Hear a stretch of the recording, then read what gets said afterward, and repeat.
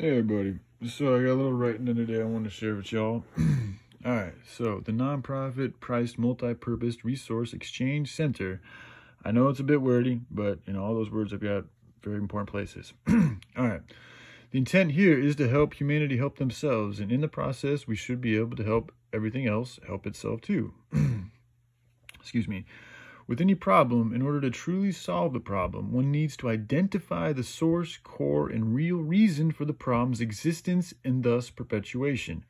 With everything going on in the world today, it can seem hard to pinpoint one specific aspect of our species that is causing all these problems. However, things aren't always as they seem, and sometimes what one is looking for is right in front of one's face. In the Bible, it tells us the love of money is the root of all evil, all kinds of evil, and that's from Timothy 6:10. I agree. To love money, which is to love what money can get you, clothes, houses, cars, sex, power, guns, business, slaves, servants, etc. When anyone does this, they are perpetuating a reality that does not put the value of others' love or life first, but instead puts the value of objects, things, and dealings above the love for other beings. When this begins to happen, evilness, negativity, hate, anger, jealousy, pride, deceit, and all manner of lower vibrational energies and entities can and do now have access and allowance to a person's spirit and area of living. Sins complement and perpetuate each other, just like love or positivity can complement and perpetuate each other too. Here is a sentence that sums up the core reason as to why things are the way they are. It is a collective lack of consideration in regards to the effects of our individual actions and how they affect the collective. We have turned into creatures that care more about ourselves than others, the planet, and the animals. Now, as I say this, it is vital to know that there are other creatures with malevolent intent towards humanity, and in my opinion, all life, whom have very meticulously designed and orchestrated a series of events and situations to perpetuate more of humanity's selfish side. They have been very successful in doing so. However, this is all a part of God or Source or the course of life's plan. And so in knowing that, there is always a reason for everything. And if there is a will, there is a way. And so if humanity does have or chooses to pay attention to a willpower that is not coming from a place of selfishness, but rather from a place of servitude and non-selfishness, then we can counter the selfish damage and trauma we have done to ourselves, to the planet, and to the animals.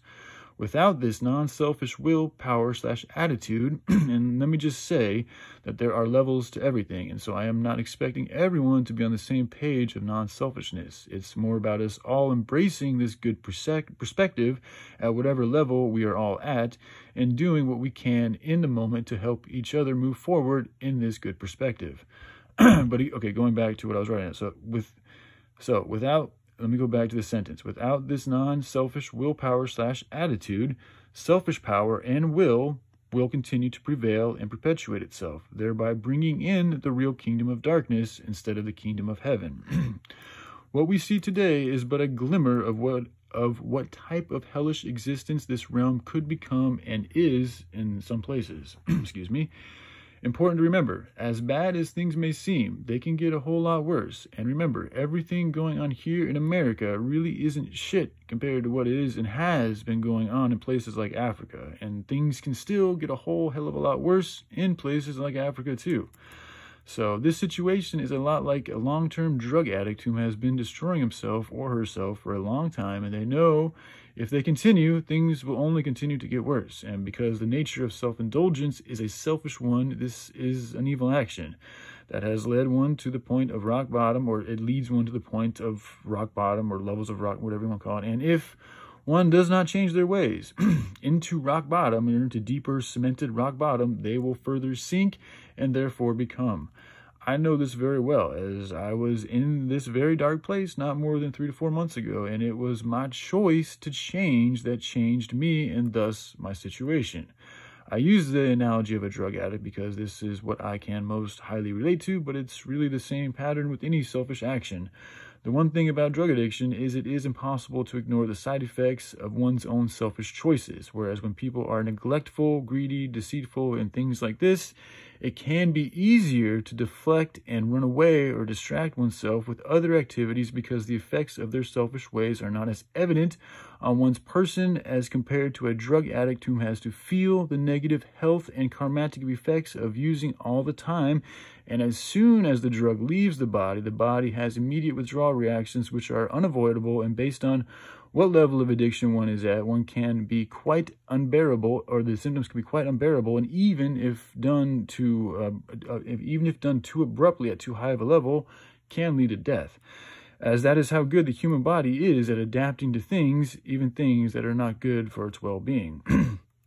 This is true for drugs as well as man's desire for greed and power, but again, desires and addictions for greed and power don't have the same type of side effects as drug addictions.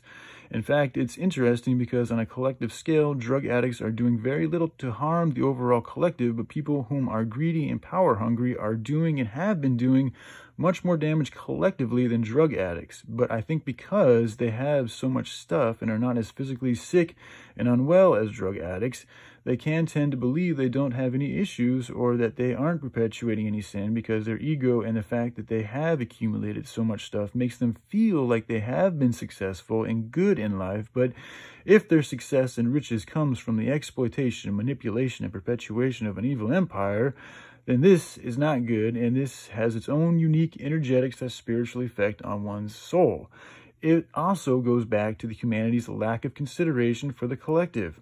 When one has more than another, then one does have an ability to accumulate resources better than another. Is that ability to be shared? What is the best way to share that ability? Is it, in fact, bad to withhold and neglect other life forms who don't have enough food and information to survive? Anything that perpetuates life and love is good to me, and anything that does not perpetuate life and love is not good to me. And so those whom have more and choose not to share more are not perpetuating goodness, or love, and so they are more in alignment with badness and or evilness.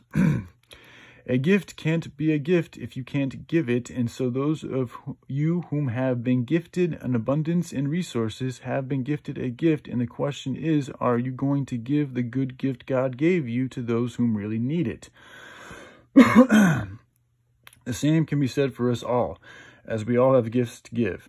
Some are smart, some have a lot of heart, some are super hard workers, some are very in tune with the ethers, some are very psychic, some are super psychic, some are super strong, and the list goes on. I am focusing a lot on the attention on those who with money because it is mankind's greed and selfishness that are largely shaped this reality to the way it is, and so those of you whom have the most responsibility for the way things are should have and do have the most accountability for this current situation.